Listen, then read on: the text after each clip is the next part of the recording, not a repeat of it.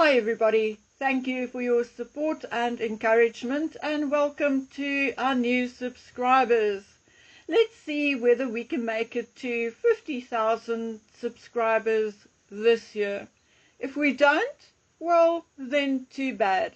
I love the ones I have. Okay, I'm going to continue with a synopsis of the Harcourt children and obviously in a separate video.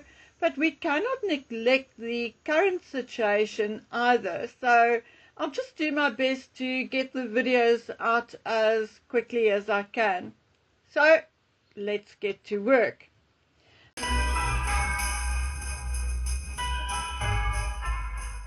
I'm really not interested in Harry's supposed win against the Sun, the now defunct News of the World and Murdoch. I'm sorry if I sound arrogant, but I could have told you this was how it was going to end, whether he settled or not. And I think Murdoch knew that as well. He got bored with the process and said, "Pay the bastard." I never, not for a millisecond, thought it was not about the money. I don't care what Harry said. William got money. Harry also wanted some. William donated it all. Will Harry? Oh yes, he will. He will donate it all to Meghan's cupboard. And maybe after he paid his lawyer and revamped Meghan's cupboard and jewellery box, there will be a few pounds left for a new bike or a jet ski for Harry. Although I doubt it. I find the result a travesty and feel that whatever he received, he will never deserve it. Because, I mean, hasn't he done worse over the last 4 or 5 years? Were there any lies told about Harry? No. Well, then all I can say is I hope all newspapers and magazines will boycott Harry from now on until the end of his days.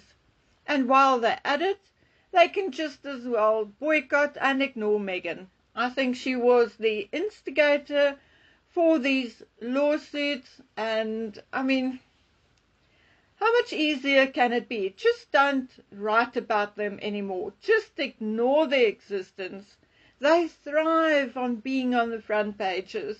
Like vultures, they are looking what they can sue for.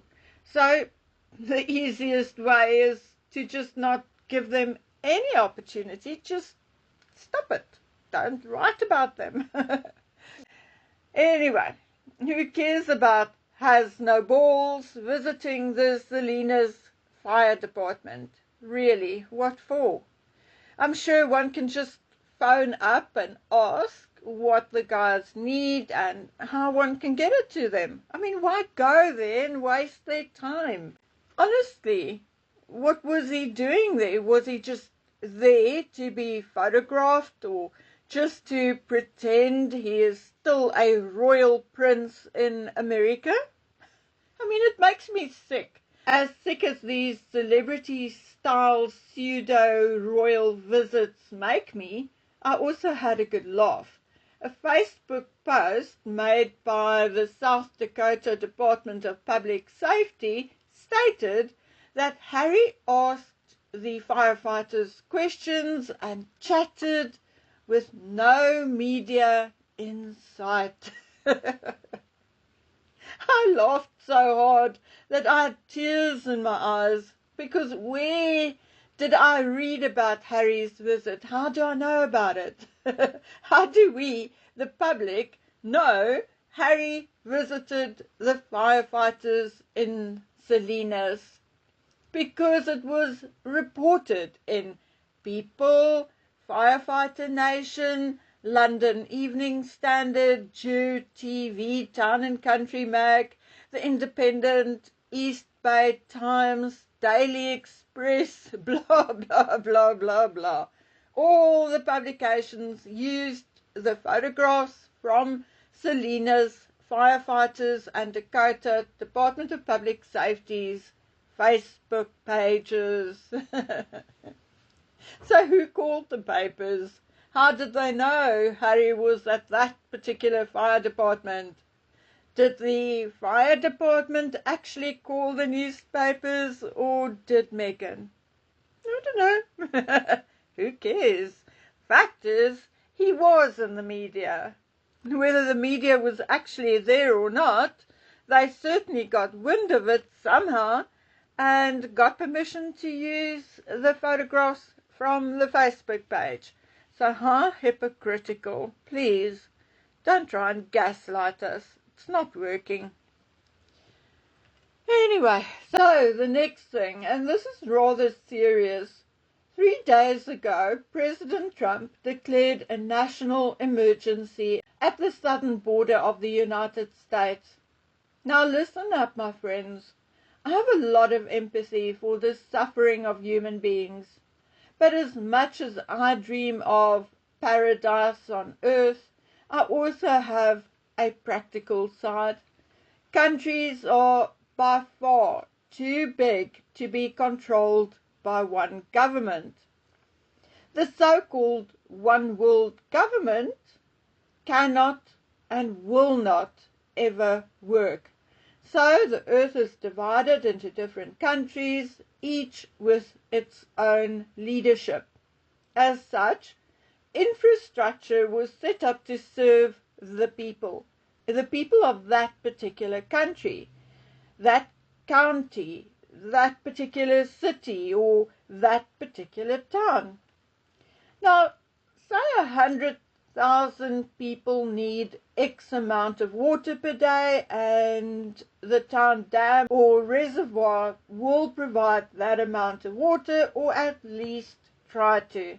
But if you let 150,000 more people into that county, that town, or even that country overnight, you indeed have a problem, a huge one. This is a small example, but in principle, it applies to an entire country, not just a town, a city, or a county. It does not matter whether it's water or whatever natural resource, electricity, housing, services such as medical, educational, etc. I mean, I'm sure you get my drift. You experience these issues whether you are a poor country or even the mighty United States of America. Unemployment rates in certain states are higher than in others, and often it is quite noticeable that the states with more immigrants, whether legal or illegal, are the ones with a bigger unemployment rate. Okay. Now, all these things, natural resources, services, employment, etc., etc., all of that needs to be taken into account. President Trump had no choice but to close the border between the United States and Mexico. If he really cared as much about America and its people as he said he did, he had to close those borders. He could not stand by and see unemployment rise, food prices rise, and worse than that, the cross-border human trafficking and smuggling of substances were indeed harming Americans. A couple of hours ago, we also learned that another 1,500 United States troops were ordered to the southern border. Not alone is President Trump trying to prevent illegals entering the United States, but he has also moved to deport millions of illegal immigrants. Now, okay, as sad as one may feel for a handful of these individuals, the law is the law, and it must be upheld across the board. And therefore the time has come for President Trump to order Harry's documents to be released, either to him and or the court and or the Heritage Foundation. And if Harry obtained his visa when clearly he shouldn't have, then President Trump has to deport Harry. He has no choice, none. He will have to send him back to the United Kingdom, because what is good for the goose is good for the gander.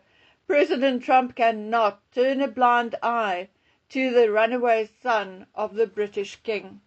If he is deporting everyone else, he will have to treat Harry the same. After all, I said it before, what is good for the goose should be good for the gander under the law and the Constitution of the United States of America. So I think Harry is currently shaking a little in his boots, because once President Trump is done with the bigger issues, I'm sure he'll get to Harry. And quite frankly, I cannot wait. For once, I want this spoiled, entitled little man to be treated just like the rest of us, to be treated fairly under the law, just like we would all have been treated, nothing less and nothing more. Okay, guys, so that is it from me for now. I will see you again as soon as possible, if not sooner. So until then, please take good care of yourselves. Bye.